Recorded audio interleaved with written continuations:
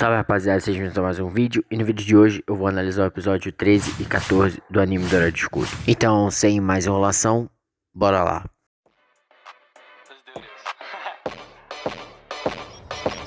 Little fishy, I'ma hit you like an 8-ball. You keep swimming, you're not watching for your downfall. I keep winning, you just happen to be outball. In a motorboat, I'ma smoke you, make you uninstall. In my hands, I'ma turn you to... E o episódio começa com uma reprise do episódio passado, onde o soldado tenta assassinar a Melt, mas o nosso protagonista consegue proteger ela. O soldado começa a fazer um showzinho e manda todos os seus outros soldados atacarem o nosso protagonista. A Rafa acaba entrando no combate e a Filó também, fazendo com que os soldados recuem. Logo após a introdução, nós vemos que o nosso protagonista e seus aliados estavam sendo observados por magos com gorro e é isso. Sendo assim, a imagem do nosso protagonista acaba ficando manchada em diversos reinos, fazendo com que a viagem do nosso protagonista ficasse ainda mais difícil. Eles acabam se refugiando no meio de uma floresta. É então que o nosso protagonista lembra de ter interrogado um soldado e tirado uma espécie de sinal dele. Na verdade é um artefato bem parecido com o que a moça que andava com a Melt deu pro nosso protagonista. É então que eles ficam ali no mato teorizando sobre o que pode ter acontecido. Logo o dia amanhece e o nosso protagonista decide continuar a viagem a pé. Eles conseguem andar bastante até achar um deserto e acabam se escondendo em uma pedra para passar a noite. A noite vem e a Melt e o nosso protagonista ficam conversando. Porém, eles decidem se locomover, entretanto, eles não sabem que estão sendo seguidos. Eles continuam o caminho silenciosamente e acabam descobrindo que estão sendo seguidos. Nosso protagonista decide recuar, entretanto, a Melt quase cai. Entretanto, eles começam a ser perseguidos até ficarem encurralados num penhasco. É então que aparece os outros 3 heróis encurralando nosso protagonista. Eles ficam discutindo durante um grande tempo até que a Inútil chega e começa a fazer a cabeça dos nossos heróis, dizendo para eles atacarem o nosso protagonista porque ele era um sequestrador. O herói da espada acredita na Inútil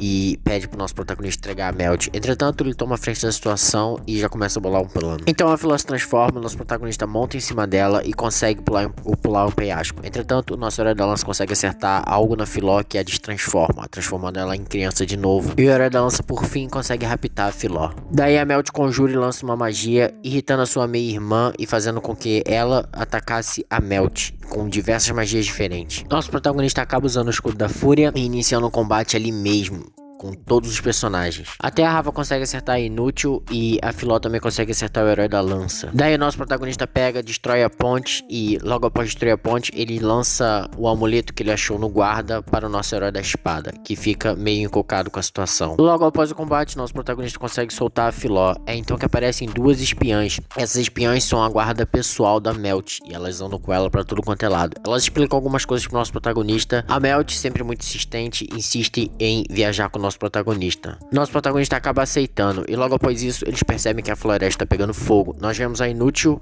e o episódio termina. Já no episódio 14 nós vemos que foi a Inútil que colocou fogo na floresta, tudo isso para incriminar o nosso protagonista e fazer com que ele fique com uma reputação pior do que ele já tem. Nosso protagonista assiste aquilo tudo de mãos atadas, sem poder fazer nada. Na manhã seguinte, eles se dirigem para uma cidade, conversa com um velho e logo após isso, nosso protagonista aparece sendo procurado em peso.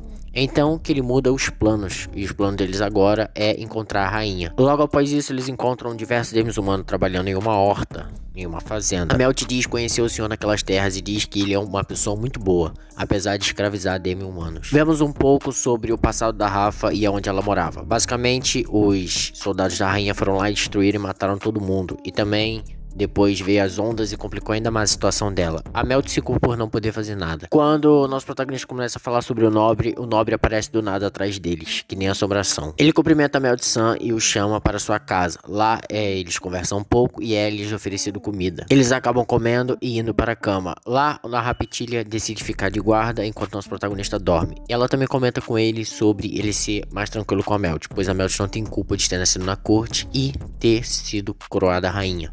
Basicamente, ele é a rainha depois da rainha. A Filó acaba confortando a Melt, dizendo que é assim mesmo e que com o tempo nosso protagonista vai acabar gostando dela. Logo nos é mostrado o rei e ele está extremamente preocupado com a Melt. Corta pra cena dela tentando ganhar a confiança do nosso protagonista e ela acaba também desabafando com o nosso protagonista. Ele vai lá e conforta a Melt e acaba pegando a vigília. Até que ele percebe que a Rafa tá tendo um pesadelo, que era os mesmos pesadelos que ela tinha quando era criança. No outro dia de manhã eles percebem que foram entregues por alguém, até que chega uma empregada e ela ajuda os nossos protagonistas a fugirem. Basicamente, eles acabam se escondendo dentro de um armário. A Melt chega e diz que não vai mais tolerar esse tipo de comportamento naquelas terras. É então que nos aparece outro nobre. E de alguma forma aquele nobre sabe que o herói de escudo tá por ali. Só que a Melt mente e acaba protegendo nosso herói de escudo, mandando aquele nobre levar ela de volta pra capital imediatamente. E é então que a Rafa fica muito pistola, pois ela conhece aquele nobre, eles dois têm um passado. Logo após tudo aquilo, eles vão procurar a Filó. Entretanto, eles não acham, então nosso protagonista acaba ativando a maldição dela para conseguir achar ela com mais facilidade.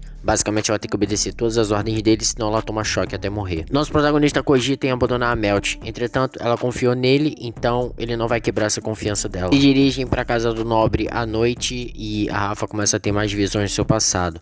Então, que o nosso protagonista acaba sacando que a Rafa conhece aquele nobre. Com o nobre, a Melt está tendo muitos problemas. Ele sequestrou outro nobre e está torturando ele, obrigando a Melt a revelar onde o nosso protagonista está. Até que a Filó e o nosso protagonista invadem o local, acabam lutando com os outros diversos guardas. Aparecem mais lembranças da Rafa sobre o seu passado. Daí o nosso protagonista ameaça um guarda, perguntando para ele onde é que a Melt está. Se ele não falar, ele vai morrer de um veneno de uma cobra que acabou picando ele. Enquanto isso, a Melt está quase sendo agredida. Só que um soldado interrompe tudo, dizendo que o nosso herói de escudo já está presente no local. A Filó quebra a parede e o nosso protagonista e a Rafa invadem o local. Assim, o nobre força a Melt, no caso o nobre ameaça a Melt, só que o nosso protagonista consegue fazer com que o nobre se afaste usando seu escudo aéreo. A Melt fica impressionada do porquê o nosso protagonista apareceu ali, só que a Rafa acaba ficando muito bolada e indo pra cima do nobre. E ela aparenta estar bem determinada a se vingar de todos os anos de abuso que ela sofreu. Com um golpe, ela desarma o nobre e todos ficam ali impressionados olhando pra ela, com o nobre rendido em sua frente. Ela chora e nós vemos a cara do nosso protagonista, e então o episódio acaba. E o vídeo foi esse, espero que tenham gostado. Ah, e só mais uma coisa, não usem drogas perto da polícia.